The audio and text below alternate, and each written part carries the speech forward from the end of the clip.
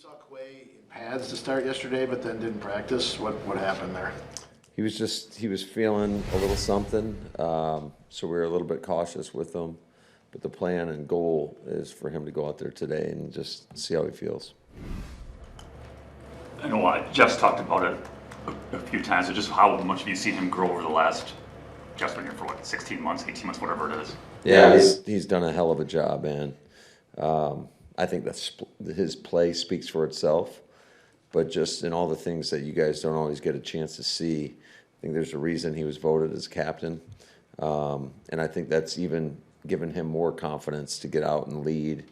I thought just he's had so many great examples of what it takes and being a great leader. I think last week in that game, just the mental toughness and poise that it took not to retaliate in a situation, I thought that was as critical as anything.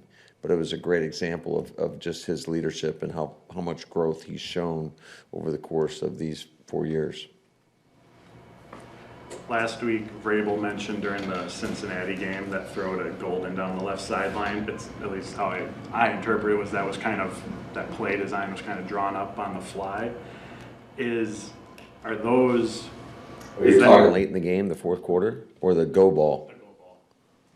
Are those, regardless of that play, are those conversations where designing stuff or coming up with something new on the fly based on what the defense is doing, is that constant throughout the game? And yeah, I think so. I mean, sometimes it happens more than others based on, it typically happens if you're going into a game and they do something that you don't anticipate.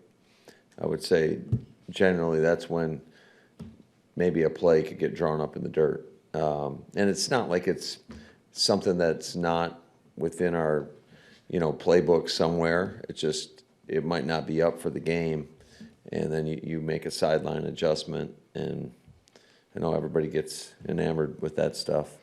But it typically it doesn't happen as much as you may think. You can put your game planner hat on for a minute.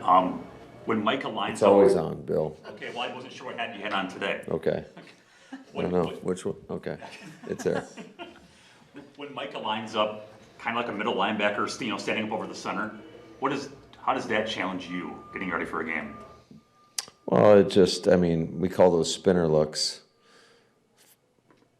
Without telling you exactly what we do, I would say this. It's a little bit more challenging because you're expecting him to line up on the edge and then he's inside.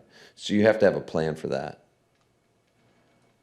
Is it hard to double team a guy? I mean, obviously he gets double teamed on the edges all the time. Is it hard to double team a guy when he's there?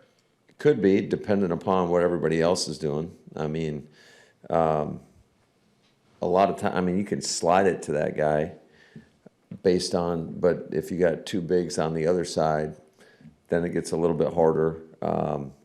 Certainly you can have the halfback, be a part of the protection and make sure, he's looking out for him too until somebody else blitzes that he's got to account for. So I would say that it's kind of predicated on what the other guys are doing based on what you can do to try to, stop that look. Since you didn't know what hat you had on, do you not know what your Halloween costume is going to be tonight? It's Halloween, huh? Got a big discussion with this with my assistant Daryl. I was like, I don't give a if it's Halloween, all right? We're trying to win a game, period. So, well done, Wallers.